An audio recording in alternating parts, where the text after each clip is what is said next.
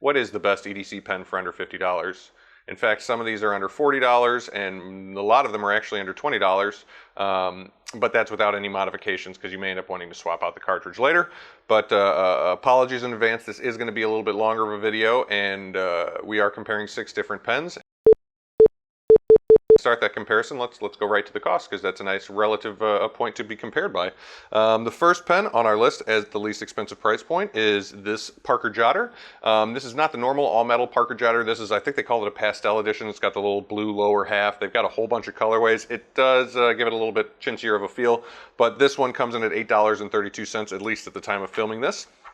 Next on our list is the newer edition of the Zebra F701, where you no longer have to swap out the button. It comes full metal from factory, and this one will come in at $8.50.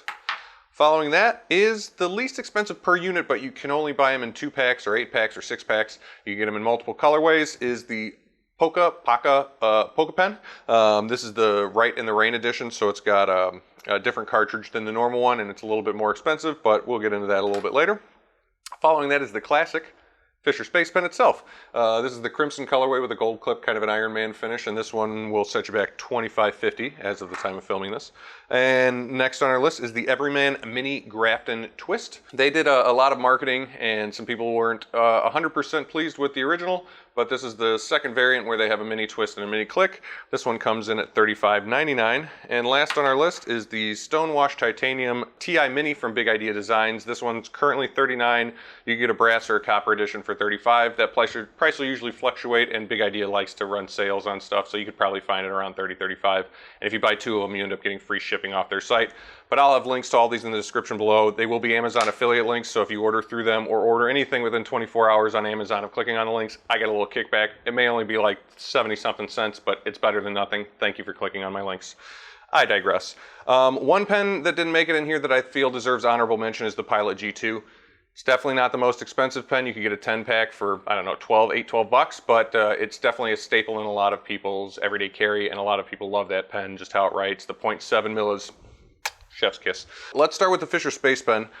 This definitely was one of the first pens I got when I forayed into higher end writing utensils, and it was kind of funny because the majority of the reason I bought it was a joke based on a scene in a Seinfeld episode where Seinfeld himself is enamored with a pen and ends up getting one from his father's, we'll call him a friend, Jack Klompus. It's a great scene. If you haven't seen it, I definitely recommend checking it out. Beyond Sandy Barron, that's the actor who plays Jack Klompus, beyond his iconic moments with the Seinfeld show, this pen's iconic for a reason. It's been around for a while, and the design hasn't really changed too much in that time, but maybe that's because there hasn't really been the ability to innovate too much. This is the bullet version. There's like a Cap-O-Matic and a whole bunch of different variants of it, but I recommend getting the matte black or the raw brass one because it doesn't have this grooving on the bottom, and if you make this pen full, it's a nice feel in the hand, but after you write with it for a while, that grooving kind of starts to dig into your finger a little bit, so it's not the best for extended writing sessions. Ergonomics are nice, material options are nice, colorways are a nice choice, so it definitely, if you're not sure where to go, if you've got $25 to burn plus tax, you can't really go wrong with a Fisher Space Pen. Some people aren't a big fan of the cartridge, even though it writes upside down, it's pressurized, so you have to put a little bit more downward force to get the ball and the ballpoint itself to retract and start letting ink out. I've also had some issues with the pocket clip coming off. I have a Hitch and Timber little pocket caddy, and if you don't really wedge it on there as hard as you can, it may come off, so that's another concern you should think of. But other than that, it's fit and fitment's great. It fits in the pocket really well. You forget about it. I don't necessarily clip it on my pocket too often, but I do like the look of how classy it looks with a pocket clip, and if I was to wear a nice shirt with a shirt pocket, I'd definitely throw it in there, and it looks great. Refills for this are about 10 bucks, and I'm going to touch on that because a lot of the pens you're going to see here can take a Fisher Space Pen refill. The TI Mini from Big Idea Design takes a special one, but other than that, a lot of them will take the off-the-shelf Fisher Space Pens that come with the little Parker adapter. Next on the list that I got gifted to me was this Rite in the Rain Pokka pen. Might be pocket pen. Anyway, it's a nicer pen. It's made out of plastic, but it's still, I'd still put it a little bit of a higher tier than the Pilot G2. And you know, like this click sticks and all those other things you get by Bic or anybody else. It's the lowest cost option, but it is a plastic pen. You do feel that it's a plastic pen, but it's also gives you the benefit of if someone steals it by accident or you leave it behind, you're not going to be too worried about it. Construction's nice. Other than the fact that it's plastic, it's very well put together. It works for what it is. Quick and easy deployment, writes smoothly. They offer a different and quite a variety in colors, and this is the Rite in the Rain variant. They have a normal one that doesn't have the, I believe this is a pressurized insert, that has a normal ink cartridge on the inside, which is also replaceable. I've yet to find a replacement for the Rite in the Rain version of this pen. One of my recent favorites writing utensils, which hint foreshadowing, it's no longer my top, is the TI Mini from Big Idea Design. I've got copper, the stonewashed titanium, and a flat black version of it. It's made out of titanium, it's twist, it's very small form factor. Again, very well made, nice machine titanium, feels good in the hand. Very solid feel. You think you could throw it at somebody and might even knock them out. Okay, not really.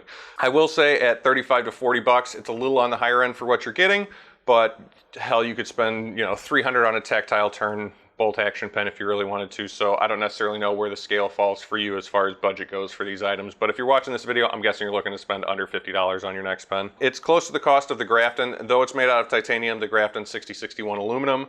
So if you have a metal preference or you're trying to match your EDC carry, there you go. Speaking of, let's go ahead and move on to the Grafton Everyman Mini Twist. I'm a big fan of this pen. It's like I just said, 6061 aluminum, and it comes in a whole bunch of different anodized options, a larger click version, this small twist version. It's, I don't know, it was overhyped a little bit, I'll definitely give it that, but it's not bad for what I tell you, $39.95. It's not a bad pen. If you are a big fan of Fisher Space Pens and you like those right upside down kind of cartridges, you could put a Fisher Space Pen cartridge in here, no problem, and call it a day. It's still going to be a little bit of a bummer if you lose this, especially if you're in the budget range for your pens, but I think it's got a very solid feel and design to it. It's rather elegant. It writes pretty nicely. There are some little bits, if you watch the Nick Shabazz review, he kind of touches on some cons, but then if you watch some other reviews, you know, Shabazz complains about a gritty click feeling, and then other people say it doesn't have that, it wears away after a little while. So it might have just been a first impression review as opposed to having written with it for a few days, few weeks, what have you. The other thing that's really nice about this is even though it's a little bit of a heavier pen, it's got a good weight to it, a good balance, and the way it's machined, it feels like I could write with it for an extended period of time and I wouldn't really hurt too much. The knurling you find on like the Zebra F701, after 5 minutes of writing with it, I'm starting to feel it and notice it, and even though it feels great at the beginning, it definitely starts to wear on you a little bit. Speaking of, well, the next one we'll start to talk about is the F701. The full metal construction now saves you a little bit of time and DIY work on switching out the button. Seriously though, this is probably my top choice if it didn't have this knurling on it, if it was just smooth or had grooves instead. But it is a great choice for a pen at just around $13 right out of the box. It's great. You could get a 3-pack, I think, for $25 and end up giving one away or having 3 of them and leaving them at your desk, at your office, and wherever else. I will say that it's been one of the top choices for a lot of people, and you can understand why. I don't think you'll go wrong, and if you're just looking to try and get a feel for what kind of pen you would like, I think it's worth it to expend the extra $13 and add this to your collection. Even if you just find out you don't like it too much, you got a pen you could give away. Or leave in the office and let someone take and give them a hard time. Beyond that, the next one that I'm featuring, the Parker Jotter, will come in an all-metal design for, I think it's $26, around that range. This one came in at $832, which is our least expensive pen, and it comes in a whole bunch of different colorways. They had a really cool one that I'll call Glam Rock, where it was like a mint, pastel, turquoise almost, and a pink. Looked really cool together. This one will also take a Fisher refill right off the shelf, and the packaging on it that comes with it when you buy the Fisher Space Pen has this Parker style adapter on the top, and it literally says that on the page because a lot of pens refer to that as a style of cartridge. If I had to pick one of these, I would say the Everyman Grafton's probably my favorite choice out of all these pens. I'm not really a fan of gel ink cartridges, but it's similar to the G2, it's a 0.7 millimeters, so it writes very finely, very nicely, little smearing if you're not rubbing your hand over it, but I'm probably gonna end up replacing this cartridge with a Fisher Space Pen cartridge anyway to try it out, and if I don't like it, I could switch it back. The very close second place I would give to the TI Mini, but again, these are both the higher end of the price point in the budget. If you're not trying to spend towards the higher end, I would definitely say go with the F701